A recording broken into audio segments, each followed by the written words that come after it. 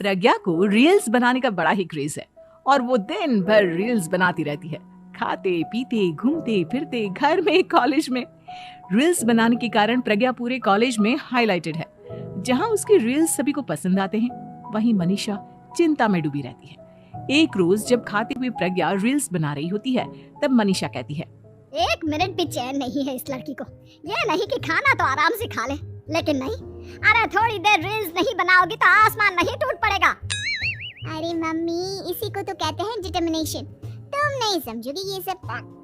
भगवान, इस लड़की को सद्बुद्धि दे। जब देखो तब टेढ़ा बाका मुंह बनाती रहती है। मनीषा की बात का प्रज्ञा पर जरा भी असर नहीं होता और वो खाते खाते रील्स बनाती रहती है। दिन बीतने लगते हैं और देखते देखते प्रज्ञा का कॉलेज भी खत्म हो जाता है। आए दिन कोई ना कोई मनीषा को प्रज्ञा की शादी करवाने का सुझाव दे जाता है। सब ठीक ही कहते हैं।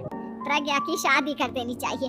अपने घर के काम काज में व्यस्त हो जाएगी तो खुद ही ये रील्स और नाच गाना बंद हो जाएगा। मनीषा और प्रेम प्रज्ञा के लिए एक अच्छा लड़का ढूंढने लगते हैं और तभी विकी का रिश्ता प्रज्ञा के लिए आता है, जिसने प्रज्ञा को उसकी रील्स देखकर पसंद कर लिया था। अगले दिन विकी अपने माता पिता के साथ प्रज्ञा के घर पहुंच जाता है और प्रज्ञा साड़ी पहने हाथों में चाय की ट्रे लिए उनके सामने आती है। जब विकी को पसंद है तो हमें भी बहू पसंद है। बहन जी, आप बारात की तैयारी कीजिए। एक बार लड़का लड़की अकेले में बात कर ले तो अच्छा रहेगा। हाँ हाँ, क्यों नहीं। मनीषा विकी को प्रज्ञा के कमरे में भेजती है, जहां प्रज्ञा पहले से ही रील्स बना रही होती है। तभी विकी कहता है, आ गए आपके साजन जी। हमारे साथ ये रील्स कंप्लीट करती तो और भी अच्छा रहता। अच्छा जी, अब आ ही गए हैं तो बना ही लेती हूँ आपके साथ। दोनों मिलकर रील्स बनाते हैं। जब वी मीट और तुरंत पोस्ट भी कर देते हैं। फिर विकी कहता है, जब आप साड़ी में चाय लेकर आए तब मुझे लगा कि कहीं मैं गलत घर में तो नहीं आ गया। अब सही है। दोनों की शादी पक्की हो जाती है और शादी के दिन भी प्रज्ञा रील्स बनाने से चूकती नहीं, यहाँ तक कि बारात के समय भी नाचते हुए रील्स बनाती है। सभी लोग प्रज्ञा की तारीफ के फूल बांध देते हैं और प्रज्ञा नाचती गाती अपने ससुराल चली जाती है। सब कुछ अच्छा चल रहा होता है। प्रज्ञा यहाँ भी दिन भर हर चीज की रील्स बनाती रहती है, लेकिन कुछ दिनों के बाद जब सुनीता कहती है, बहू, ये रील्स के साथ साथ कुछ काम भी कर लिया करो। वैसे तुझे और क्या क्या बनाना आता है? मम्मी जी, वैसे तो सब कहते हैं कि मैं सब कुछ अच्छा बनाती हूँ, लेकिन मुझे लगता है कि मैं मैगी अच्छा बना लेती हूँ। हाँ, कॉफी भी अच्छा बना लेती हूँ और मुंह तो सबसे अच्छा बना लेती हूँ। हैं? अच्छा अच्छा। सुनीता अपना माथा पकड़ लेती है और कहती है, बहू, कुछ खाना बनाना भी सीख लेती हूँ। मम्मी जी, मैं लंबी प्लानिंग कर रही हूँ। जल्दी ही मैं इतनी फेमस हो जाऊंगी कि मुझे पैसे मिलने लगेंगे। हम दोनों सास बहू राज करेंगे, राज ना कर काम करेंगे और लोगों की तो लाइन लगेगी हमसे मिलने के लिए।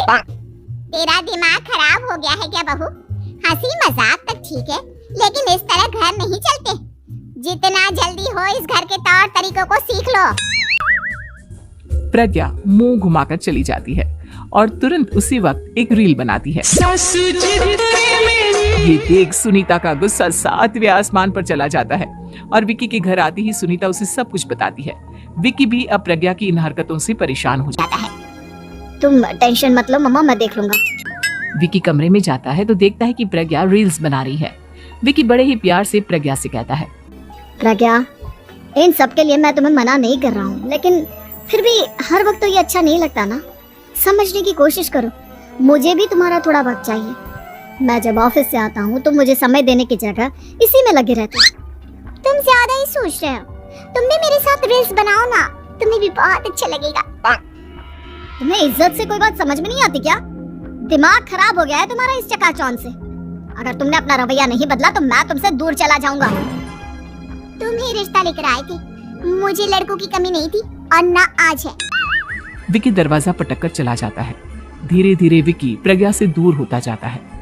एक रोज मनीषा प्रज्ञा के ससुराल उससे मिलने जाती है। तब सुनीता उससे कहती है, बहन जी, अब आई हैं तो कुछ दिन यहाँ रहकर जाइएगा, आप ही का घर है।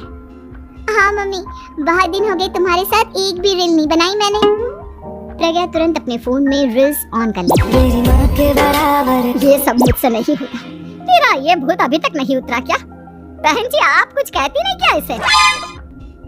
जब आप ही कुछ नहीं कर पाई तो मैं कर ही क्या सकती हूँ? सास तो वैसी ही बदनाम है। शाम को घर की लाइट चली जाती है और मनीषा प्रज्ञा से कहती है, मेरे घुटनों में बहुत दर्द हो रहा है, तू लाइट का कुछ इंतजाम करना बेटा। अच्छा, कैंडल जला देती हूँ मम्मा। प्रज्ञा गाते हुए कैंडल जलाती है और खिड़की के पर्दे के पास रख देती है। मनीषा, जिसे बहुत दर्द हो रहा है, वो सो जाती है और प्रज्ञा हमेशा की तरह अपनी रील्स में लग जाती है। उधर कैंडल की वजह से पर्दा आग पकड़ लेता है और मनीषा के कमरे में आग लग जाती है। बचाओ, कोई है, बचाओ। सभी भागते हैं और विकी कमरे की आग बुझाने में लग जाता है, लेकिन तब तक मनीषा आधी जल चुकी थी। मनीषा की हालत देख प्रज्ञा रोने लगती है। विकी मनीषा को तुरंत हॉस्पिटल ले जाता है और उसे एडमिट कराता है।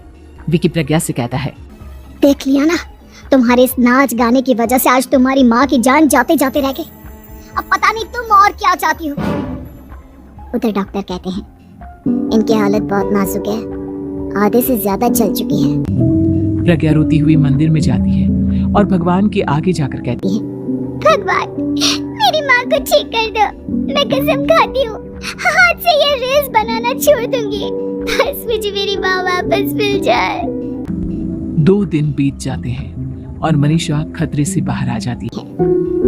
पेशेंट अब ठीक है, आप लोग उनसे मिल सकते हो। सब कोई मनीषा से मिलता है और प्रज्ञा सबके सामने अपना फोन तोड़ देती है। मुझे माफ कर दो मम्मा, मैंने तुम लोगों की बातों को नजरअंदाज किया।